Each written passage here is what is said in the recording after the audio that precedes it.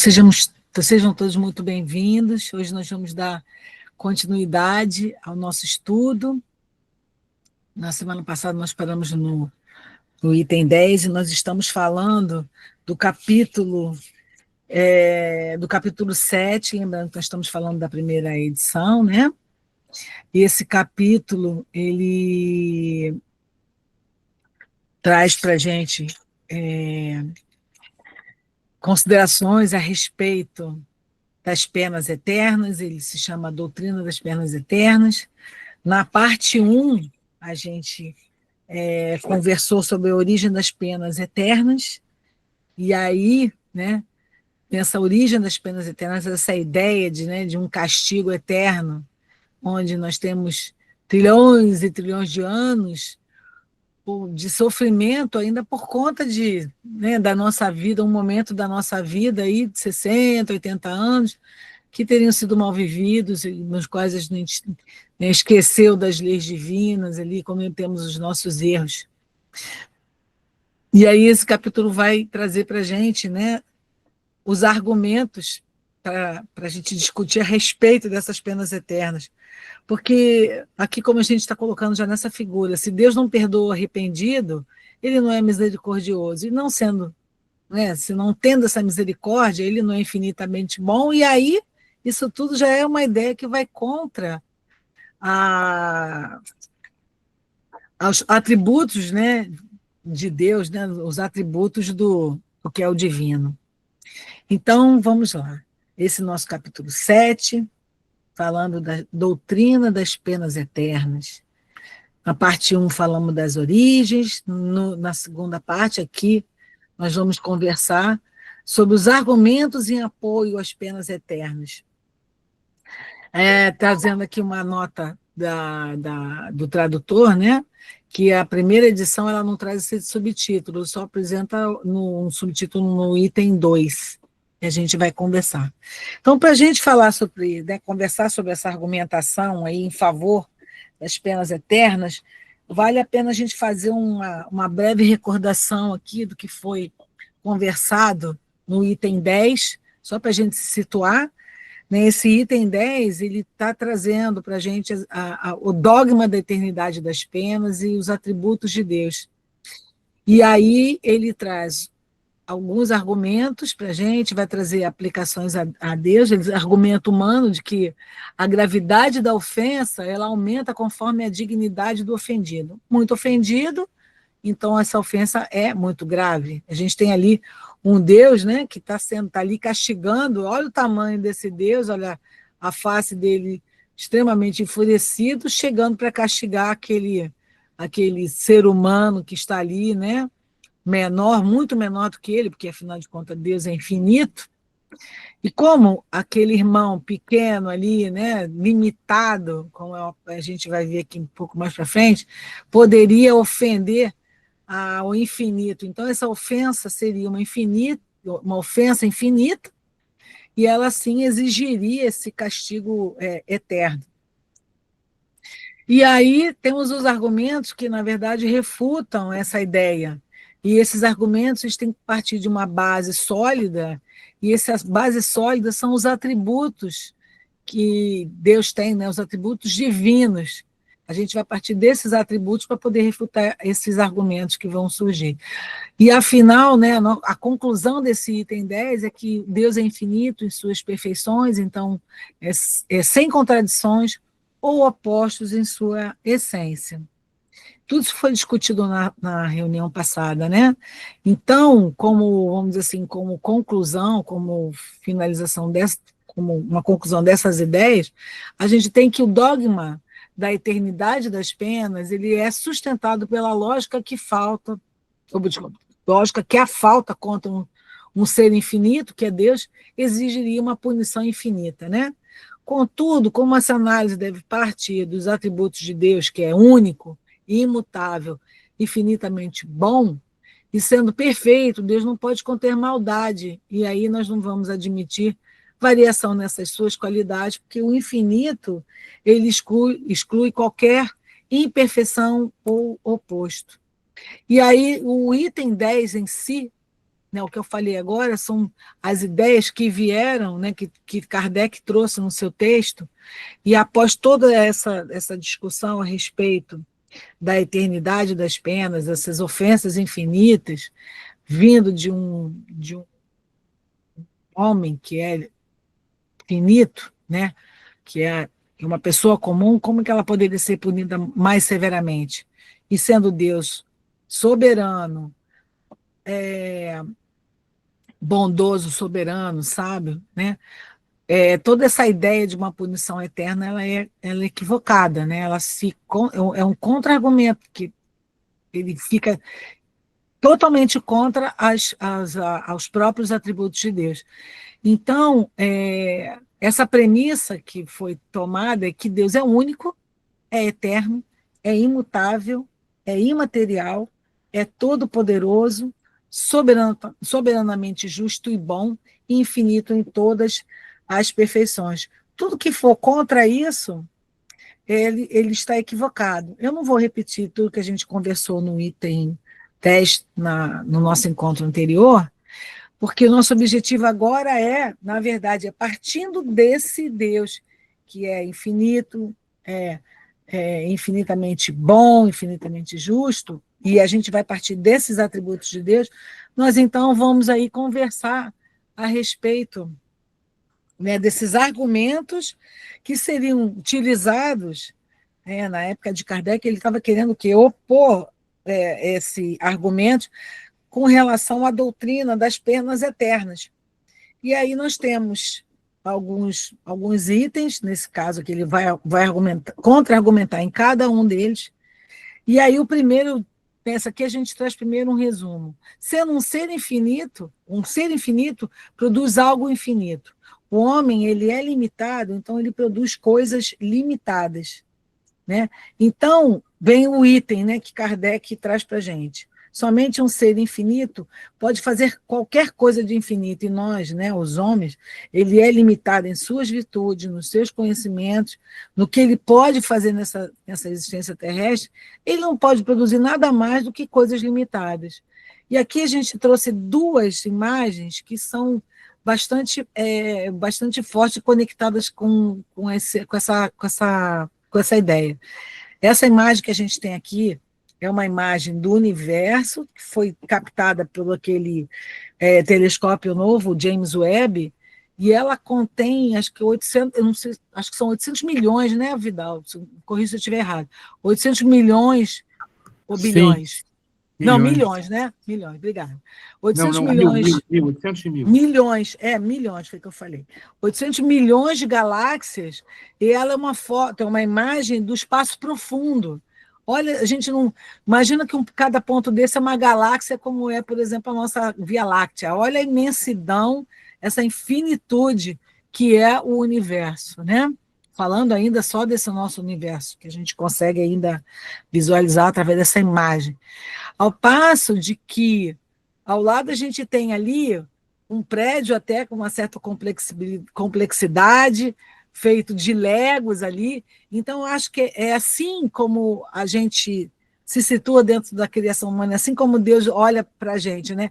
Dentro das nossas limitações, dentro das nossas aptidões, dentro do que o homem tem ali ao seu alcance, ele consegue produzir, sim, ele consegue produzir coisas, mas são coisas limitadas.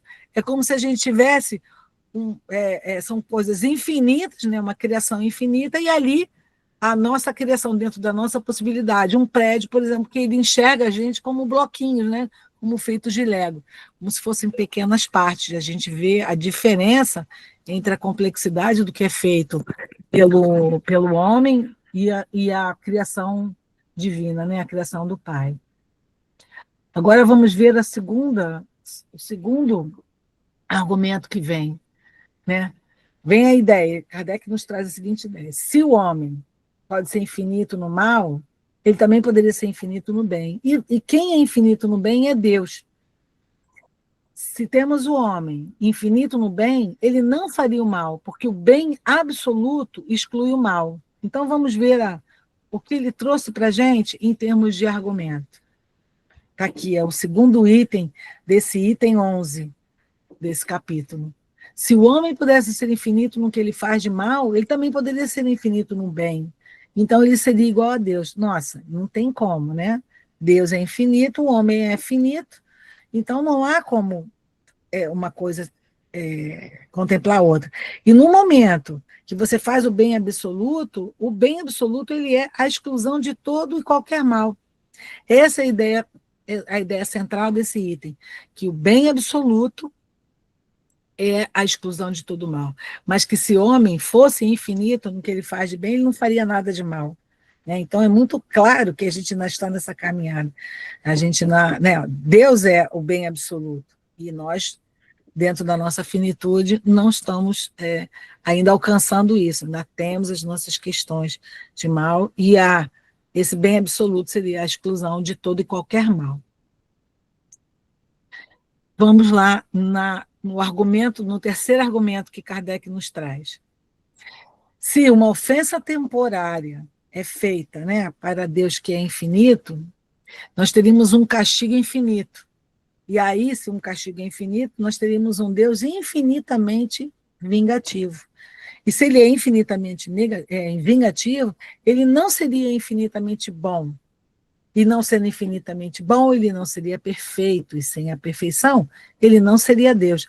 Olha como é um encadeamento de um raciocínio lógico que nos leva a entender como aquela ideia original ela não é correta. Né? Vamos ver como que o Kardec trouxe isso para a gente, como que ele trouxe em termos do item que está lá no livro Céu e Inferno. Então, ele faz todo um raciocínio, que uma ofensa temporária contra uma divindade que passaria a ser, como é infinita, né, como Deus, esse Deus se vingaria por um castigo infinito.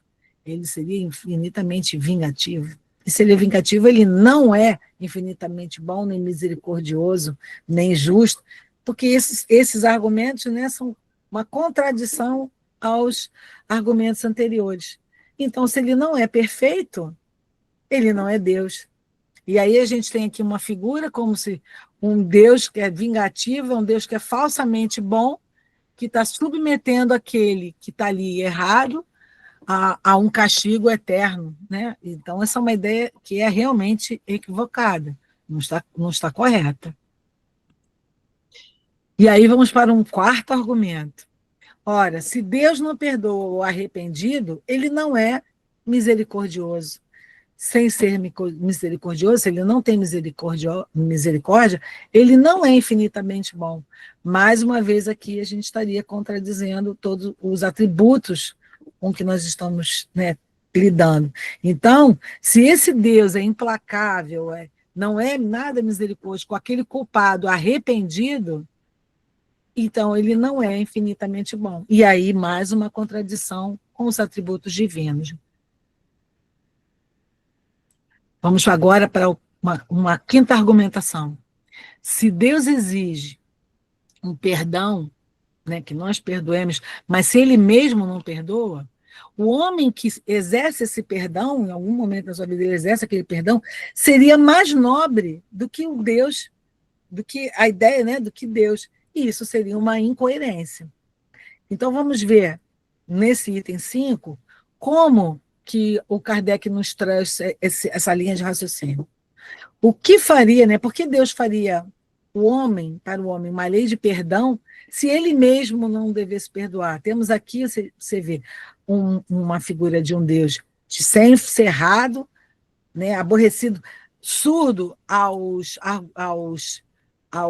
arrependimentos daqueles que foram ofendidos, ao passo que temos ali um homem fornecendo uma água, levando um sorriso para aquele que está ali pagando, né, o seu castigo, cumprindo a sua punição. Isso não faz sentido. Né? Essa ideia de que esse Deus estaria fechado, estaria surdo ao arrependimento daquele ali, e que aí se recusaria a ajudar, a auxiliar, a dar uma segunda chance àquele irmão que está ali, aquele homem, em contrassenso a ideia de um Deus misericordioso, de um Deus bondoso, de um Deus justo e bom. A gente olhando assim na figura e analisando o que foi dito, fica mais fácil da gente entender essa contra-argumentação toda que o Kardec nos traz. Agora, no argumento para o item 6, isso aqui inicialmente eu sempre apresento um resumo do que a gente vai enxergar. Olha, Deus, sendo infinito, presente, eterno, ele tudo vê. Então, ele enxerga as penas daqueles que estão condenados, daqueles que fizeram coisas erradas e estão condenados, essas penas eternas. Se ele é indiferente aos sofrimentos eternos, ou seja, se ele, enquanto Deus, é eternamente impiedoso, ele não é infinitamente bom.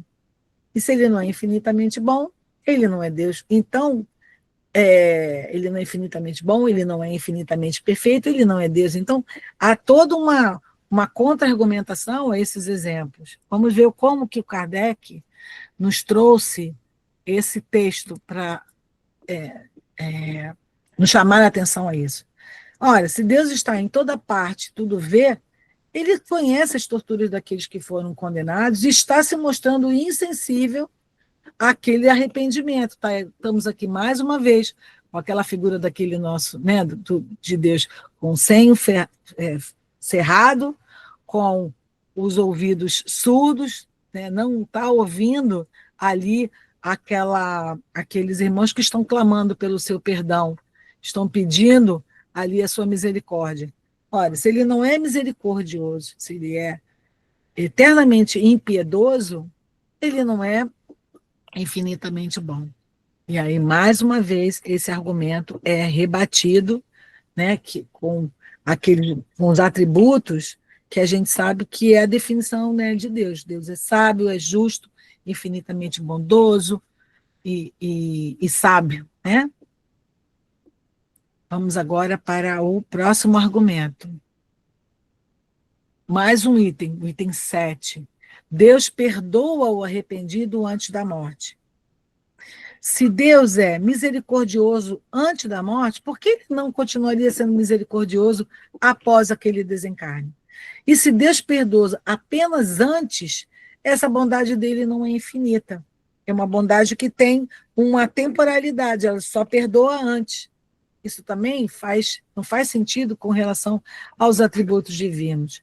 Né? Se você tem um pecador, como traz o Kardec aqui no seu texto, se você tem um pecador que se arrepende, e se arrepende antes de morrer, ele ali pode receber a misericórdia divina, né, a misericórdia de Deus, porque, e nesse momento, né, que ele fala que o maior culpado, o culpado dos maiores erros, ele vai encontrar ali uma benevolência, vai encontrar uma misericórdia diante dele.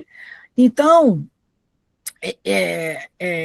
não tem como se entender um Deus que só perdoe aquele arrependido lá no início, né, lá antes dele desencarnar, e deixando aquele que se arrependeu depois, depois da alma ter deixado o seu corpo, depois, por que ele não pode também, né, ter o mesmo perdão? Por que aquele irmão teria que ficar por toda a eternidade em pena? Isso é uma coisa que não tem fim. Sendo Deus misericordioso, bondoso, né? E com a sua piedade, ele também vai dar essa chance àquele irmão que cometeu os seus erros e se arrependeu após a sua partida. Então, nós temos aqui aquele irmão que, né, pode ser que está ali aqui na nossa esquerda, aquele irmão que está arrependido e que vai ter ali o auxílio, a misericórdia divina, enquanto aquele Deus que não, e diz que é surdo às súplicas daqueles que se arrependeram, deixa como que congelado aquele irmão lá naquelas penas eternas. Você não se arrependeu antes, agora não adianta mais. Aí ele não seria infinitamente bondoso, que é mais um argumento contra a misericórdia divina, os atributos divinos, né? E vamos agora para o item 8. Se a justiça divina, mais uma vez aqui, é o resumo do que a gente vai ver escrito por Kardec no item 8. se a justiça divina ela é proporcional ao bem e ao mal, proporcional ao bem que foi feito, ao mal que foi feito, então se ela é proporcional a isso, o castigo eterno, por falta temporária, é injusto. Ora, nós temos uma vida que tem uma temporalidade, né, nessa infinitude, nossa infinitude enquanto almas eternas, enquanto espíritos eternos, dentro de um momento ali, dentro dessa nossa infinitude, nós temos faltas temporárias, enquanto estamos encarnados, cometemos nossos erros. Vamos pagar pela eternidade por conta desses erros? Isso seria injusto. E Deus, sabemos, ele é bondoso e justo. E se o culpado se arrepende e essa pena ela é irrevogável, seria impossível para aquele irmão, para aquele culpado, fazer, né, o seu retorno àquele ponto onde ele pode retomar o bem, onde ele pode corrigir todas as suas atitudes equivocadas, os seus pensamentos equivocados, as suas ações equivocadas. E aí, nesse caso, essa justiça divina ela não existiria, porque seria impossível para aquele irmão que num determinado momento ali na sua vida tivesse cometido erro e ele quer voltar e corrigir, não tem essa possibilidade, então essa justiça divina não existe. Mas sabemos que Deus é justo, então aqui há mais uma vez uma incoerência, há uma incoerência, uma contra-argumentação com os atributos divinos, né, de Deus. Então vamos ver como que o Kardec nos trouxe essa ideia no seu texto, né? Então ele começa aqui dizendo que Deus é soberanamente justo. A soberana justiça não é mais aquela justiça implacável, mas também não é aquela que deixa toda falta impune.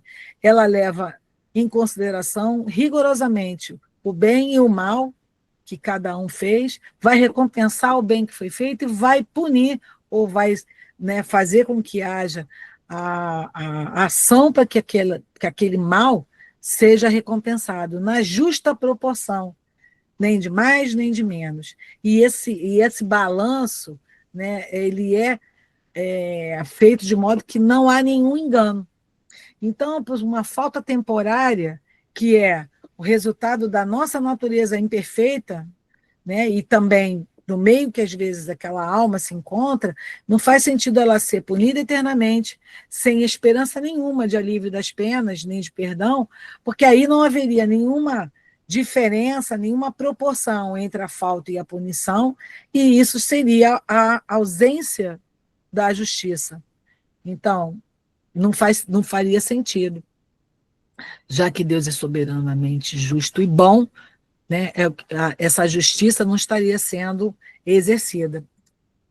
Então, se esse culpado chega no seu momento, ele se arrepende e pede para reparar aquele mal que ele fez, esse retorno ao bem, né, esse retorno, essa volta para que ele possa trabalhar os seus sentimentos, é necessária. Então, se esse castigo que foi, essa pena irrevogável, para que aquele irmão, para que aquele homem vai fazer esse retorno ao bem, já que esse bem que ele fez não foi levado em conta? Então, não haveria nenhuma justiça.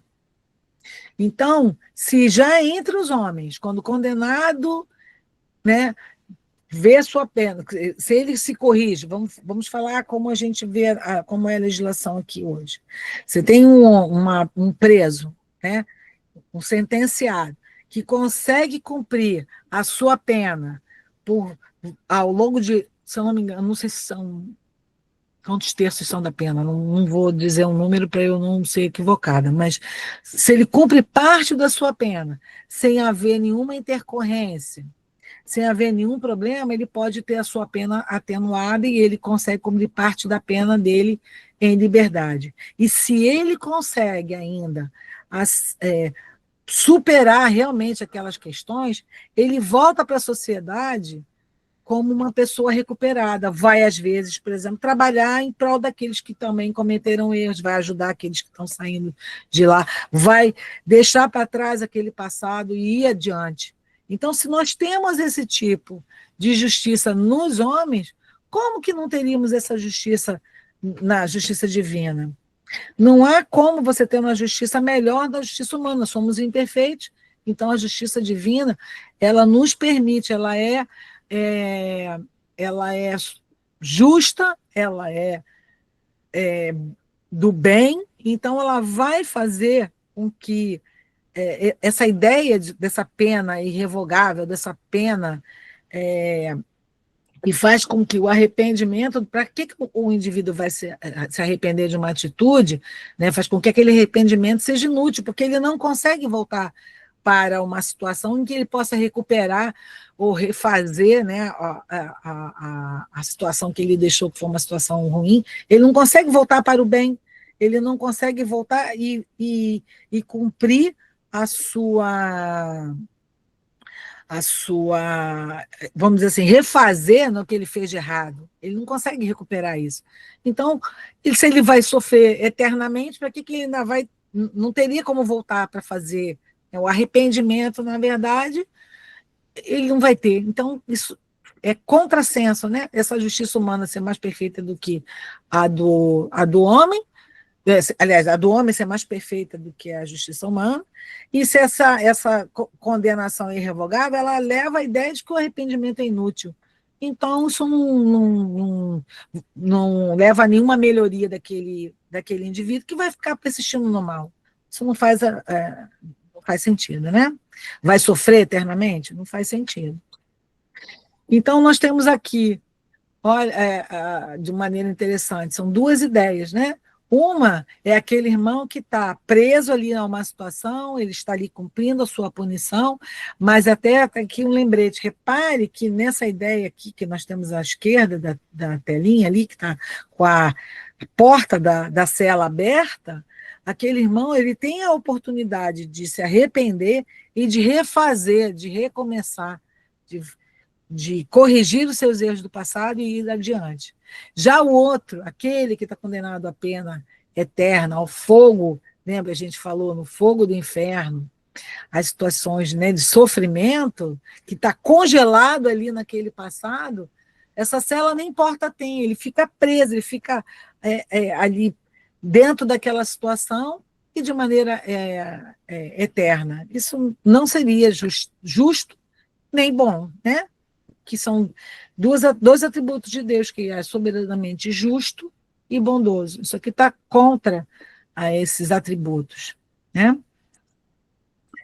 Agora vamos falar, então, no item 9. Só para lembrar, nós estamos falando do item 11 do capítulo 7, e que é dividido em vários subitens, tá? Então, esse subitem, esse argumento agora sobre as penas eternas, é o argumento número 9. E vamos aqui trazer o resumo do que vai tratar o item. Ele faz o seguinte: sendo infinito, Deus conhece o futuro daquela alma. Ele é infinito, ele conhece o passado, conhece o futuro, então ele sabe, como ele é infinito nesse tempo, Deus conhece o futuro daquela alma que ele tá criando ali.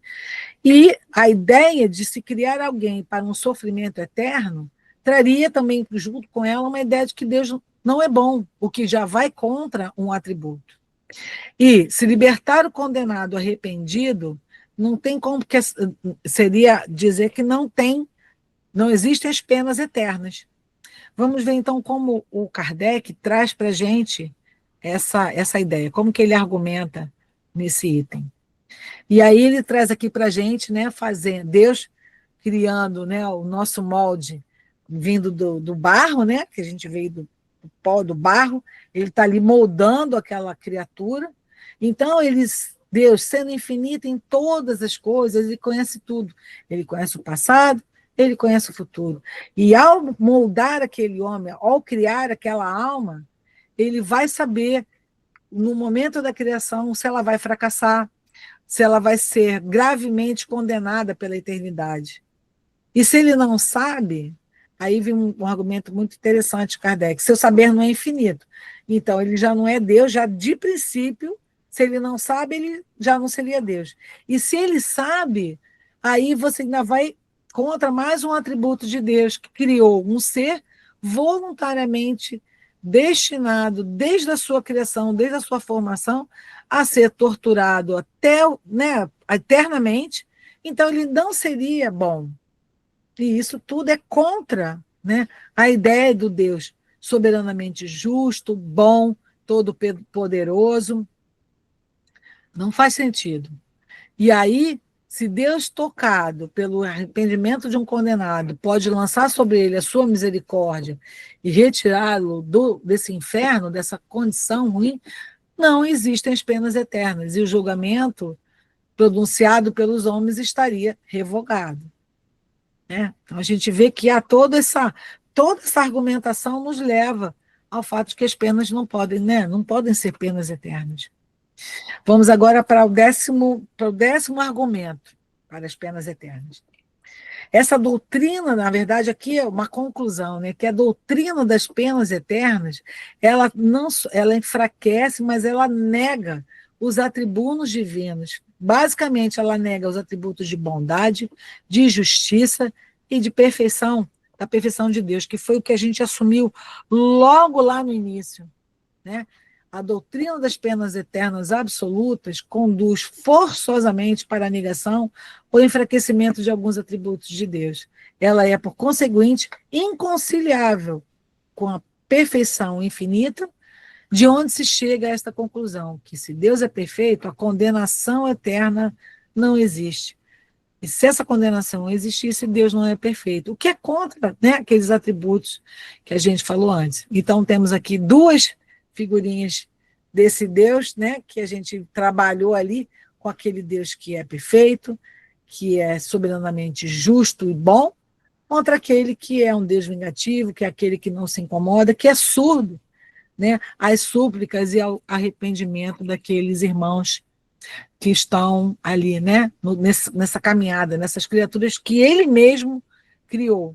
Não faria sentido nenhum ele nos criar para sermos maus, ou conhecidamente saber que já cometeríamos erros que nos levariam às penas eternas. E aí temos aqui um quadro com um resumo, né, de tudo que a gente conversou, tratando dos atributos de Deus, o que se espera desses atributos e a contradição com aquela pena eterna, com a pena que a gente conversou. Falando-se da infinitude de Deus, o que a gente espera? Que só Deus pode produzir algo de infinito. E aí sim, a contradição com a pena eterna. Sendo um homem limitado, ele não pode gerar uma ofensa infinita. Já começaremos daqui, né? Sendo Deus bondoso, ele é plenamente compassivo, ele é bom.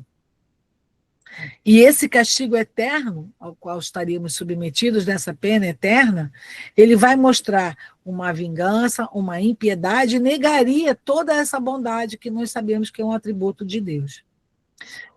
Misericórdia. Deus vai sempre perdoar o arrependido.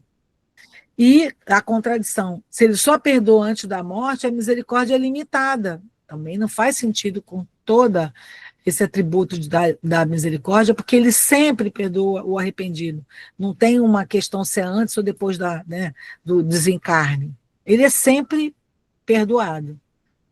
Vamos agora falar do atributo da justiça. Recompensa, né, o que se espera? Uma recompensa para o bem, uma punição para o mal, em proporção justa. Já a contradição com essa pena eterna é que a pena é infinita para a falta finita. E isso é desproporcional e injusto. Deus traz também o seu atributo de sabedoria. O que se espera? Que ele conhece o passado e o nosso futuro. Então, a criação de almas destinadas a esse sofrimento eterno seria pura crueldade. E absolutamente, Deus não é cruel, Deus é bondade, é pura bondade. Temos também o último atributo aqui, que é a perfeição, e a perfeição vai reunir em si todos esses atributos, assim, sem nenhuma contradição, sem nenhuma diminuição de nada, ela é infinita, né? É uma perfeição infinita, e como contradição a gente teria a existência de condenação eterna que enfraquece ou nega esses atributos. A conclusão é que Se Deus é perfeito, justo e infinitamente bom, a condenação eterna não existe. Porque se ela existisse, né, se ela existe, Deus não seria perfeito. Então, na conclusão desse item 11, é essa a ideia que Kardec nos traz, que Deus é perfeito, é justo e infinitamente bom. E que essa condenação eterna não existe. Porque nós estamos aqui falando dos argumentos em apoio às penas eternas. Mas Kardec, como era um cara que era educador, ele ainda foi buscar ainda mais um argumento a favor do dogma da eternidade das penas. E aí ele traz o seguinte argumento para a gente: a recompensa que é dada aos bons sendo eterna deve ter em equivalência uma punição eterna. É justo proporcionar a punição à recompensa. Se você fez uma coisa muito boa, você vai ter vamos dizer assim, uma recompensa muito boa. Se você fez uma coisa muito ruim, vai ter uma punição muito ruim. E aí vem aqui os resumos. A finalidade da alma. Deus criou a alma, Deus nos criou, e não foi para a nossa desgraça, Ele nos criou para sermos felizes. E essa felicidade, ela vai vir no mérito próprio, e é eterna por ser imortal. Uma vez que somos espíritos imortais, essa felicidade ela é imortal também, ela é eterna. Vamos ver mais adiante como que ele trouxe para a gente esse conceito. Mais um. Mérito e recompensa. O mérito adquirido não pode ser perdido. Logo, a felicidade como recompensa desse mérito adquirido deve ser também uma recompensa eterna. A gente não retrograda, a gente vai sempre para frente. E essa qualidade que a gente adquire, ela passa a fazer parte do nosso espírito, das nossas características. Aí vamos para outra questão que foi levantada aqui. A imperfeição inicial. Nós, enquanto almas, enquanto criações divinas, nós não fomos criados para perfeitamente, né, como seres perfeitos, mas sim como seres perfectíveis, com potencial de aperfeiçoamento. E ao longo dessa nossa caminhada, nós vamos enfrentando as lutas, as paixões, vamos enfrentando aquelas lutas com nós mesmos, com os nossos defeitos, com o que precisamos aprimorar. E também temos aí o sentido da punição. Essas punições não podem ser eternas porque elas são corretivas, elas são educativas e elas vão nos levar ao arrependimento, que vai fazer com que essa nossa imperfeição inicial comece a ser polida e a gente vai se melhorando enquanto espíritos, vamos caminhando, vamos chegando mais próximo, né, da luz do que vamos dizer assim, a perfeição, espírito mais perfeitos. Ao longo de todo esse processo, nós também temos o arrependimento e a justiça. Uma alma arrependida, ela pode tornar-se boa e aspirar à felicidade. Quem não erra, né? Todos nós erramos, nos arrependemos dos erros que cometemos e vamos assim nos tornando pessoas maiores melhores. E quando nos tornamos pessoas melhores, estamos chegando mais perto dessa felicidade. E seria injusto, né, injusta a parte de Deus, negar a essa alma essa possibilidade. E, por fim, a conclusão de tudo isso que foi falado antes é que o objetivo da criação é o bem. A felicidade é eterna, enquanto esse castigo deve ser temporário, proporcional e também, né, vou dizer assim, corretivo. É para nos colocar de volta no caminho certo, no caminho correto. E aí vem aqui o texto, né, que Kardec nos trouxe para tratar dessas questões que eu acabei de comentar aí no nosso resumo. Deus nos criou com o objetivo de sermos felizes, né? Diz aqui, de sermos felizes ou sermos desgraçados? Claro que foi para a finalidade da felicidade da criatura, né? Nós fomos criados para sermos felizes, porque se não fosse assim, Deus não seria bom. E essa caminhada em direção à felicidade, ela é feita pelo nosso próprio mérito. Nós vamos trabalhando isso de acordo com o que vai nos surgindo ao longo da nossa vida, e esse mérito que é adquirido nessas nossas batalhas individuais, porque somos espíritos individuais e eternos, né? Essas características, essas qualidades que nós vamos adquirindo, elas passam a fazer parte de nós. E esse mérito, ele não é perdido. A gente pode até estacionar na nossa evolução, mas a gente não vai degenerar. Esse pedacinho está com uma letra diferente, porque ele foi apresentado numa versão mais que veio depois dessa aqui. Vocês sabem que nós estamos utilizando aqui a edição primeira, né? Então, esse pedaço que está com essa letra diferenciada foi porque ele veio da edição 4. Foi incluído nesse nosso no texto do Céu e Inferno, para mostrar que esse fruto não pode ser perdido, porque senão a alma degeneraria, ela voltaria para o seu estágio anterior, e isso não acontece. A eternidade da felicidade é, portanto, a consequência da sua imortalidade. Então, nós vamos melhorando ao longo da nossa caminhada, essa felicidade, essa característica, esse mérito vai passar a fazer parte de nós, e essa felicidade que é proveniente dessas características que nós vamos desenvolvendo, dessa nossa parte que vai sendo aperfeiçoada, ela passa a fazer parte da nossa estrutura enquanto espíritos, passando a ser consequência, né? Sendo eterno, sim, porque ela passa a fazer parte da nossa imortalidade. Mas antes da gente chegar, né, a espíritos perfeitos, a nossa perfeição, nós temos que travar as nossas lutas, os nossos combates diários, os nossos combates com as questões que são externas a nós, mas principalmente aquelas nossas más tendências, aquelas nossas paixões. Né? Como Deus não criou uma alma perfeita, mas aquela que é perfectível, esse mérito, né? Por que ele fez assim? Para que esse mérito dessas nossas obras possa ser destinado a cada um de nós. Nós vamos crescendo com essa superação das nossas faltas. Né? Essas falhas, né? Tem até aqui uma coisa meio história em quadrinho, essa visualização aqui, que eu acho que chama bem a atenção da gente. Né? As nossas falhas são consequências das nossas fraquezas naturais. Né? Então, ela não deve ser punida eternamente. Essa punição que a gente sofre, né? essa oportunidade de reajuste que a gente passa por elas, na verdade, ela é uma advertência sobre aquele mal que foi praticado, e que ela deve ter como resultado assim, a nossa recondução ao bom caminho, a nossa correção de rota. Né? Devemos voltar para o nosso caminho, para o caminho correto. E aqui a gente tem um exemplo muito, né, muito claro. A gente, às vezes, está ali numa situação que a gente foi colocado, seja em família, seja no trabalho, seja, às vezes, na rua, no trânsito, e que você, de repente, você sai do seu eixo e se deixa vencer por um momento de ira, um momento de raiva.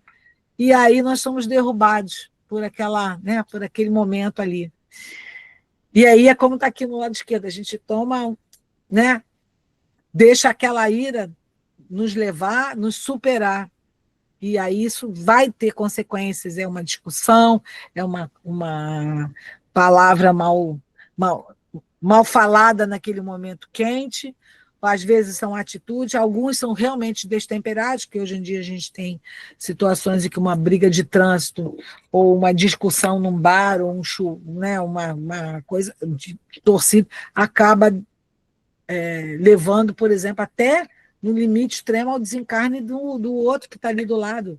Nossa, isso é perder completamente todo aquele senso, aquela ideia, se deixar vencer por um instinto, né? Não podemos fazer isso.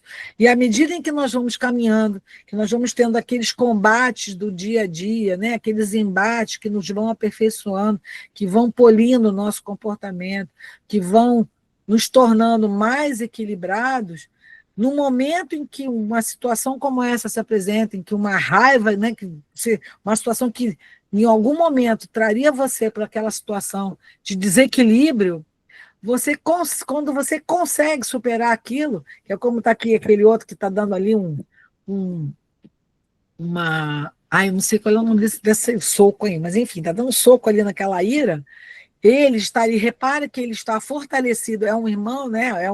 É o nosso herói, né? Está ali fortalecido, está ali seguro, e ele consegue controlar, levar aquela ira nocaute, ela vai sumir daquela situação, porque ele já está numa situação de autocontrole, uma situação de entendimento das nossas, né, situações do dia a dia, na qual ele é capaz de superar, de suplantar, né, uma ira, uma situação de egoísmo, situações em que nós devemos colocar adiante uma situação, devemos ser mais caritários, devemos ser mais compassivos, né? Porque hoje em dia, com a situação que está o mundo, a gente vê tantas, né, pessoas, tantas situações em que uns querem superar os outros e nos colocando em situações que são delicadas, a gente precisa estar muito equilibrado para a gente não se deixar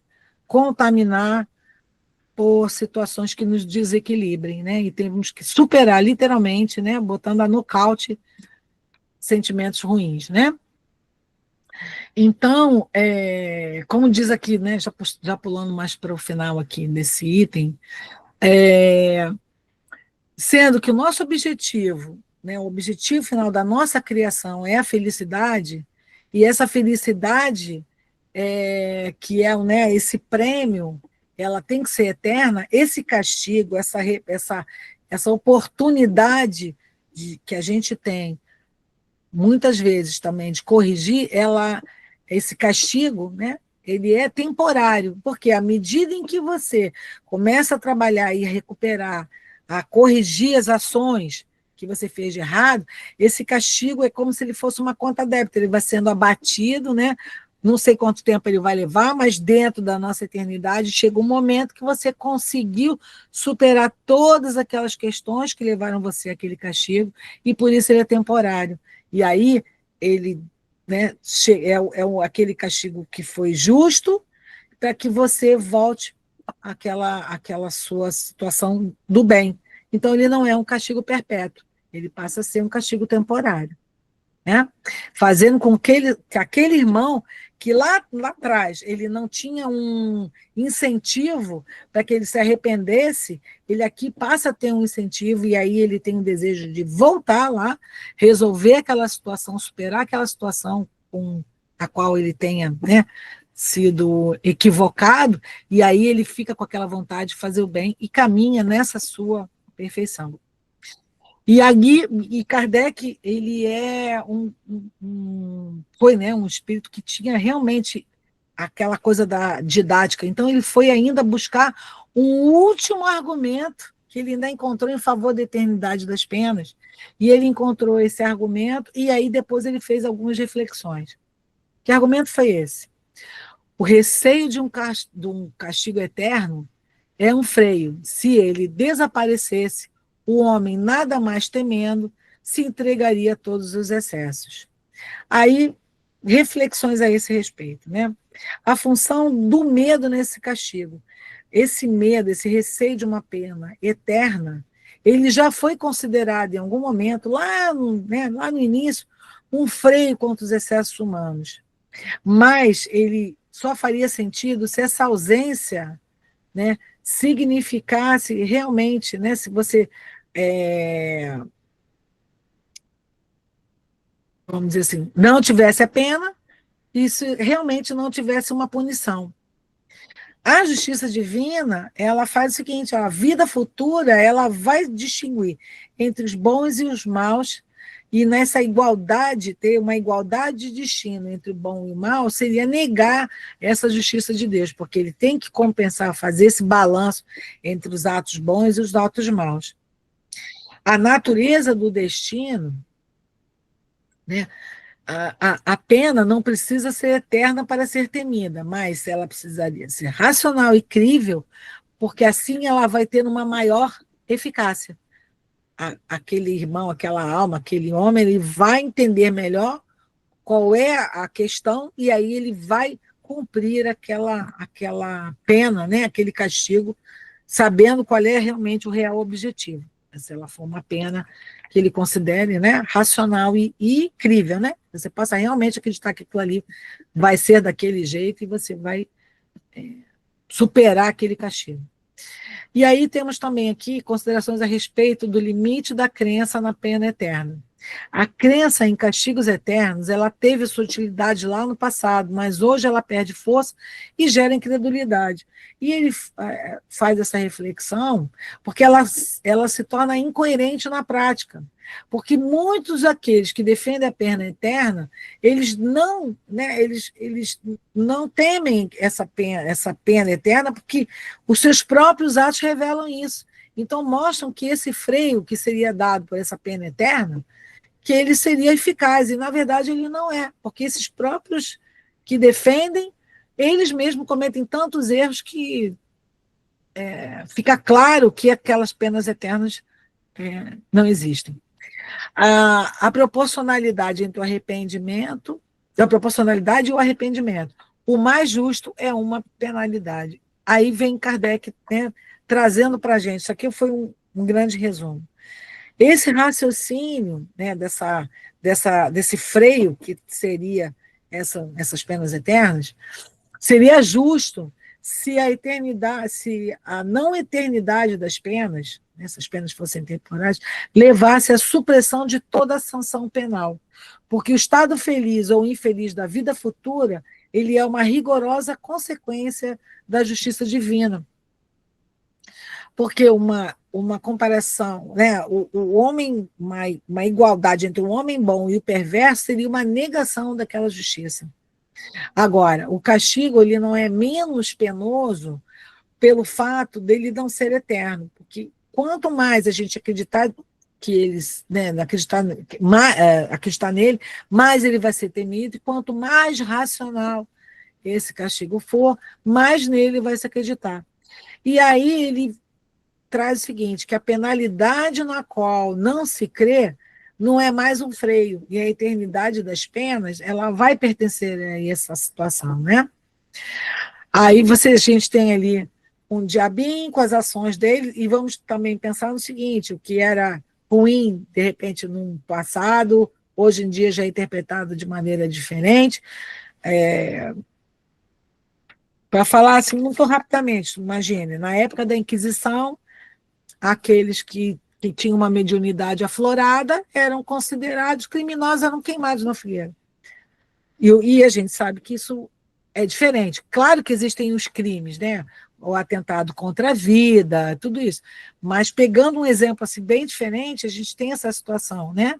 Então, a gente vê o seguinte, que a crença nessas penas eternas, ela teve aquele momento lá em que ela teve a sua utilidade, mas hoje ela não impressiona e traz incredulidade para muitos. Então, eles não acreditam, então eles não fazem nada para que aquilo não seja, para que essas penas, ou para que seus débitos, para que as suas ações não sejam erradas. Eles não se esforçam para isso, né?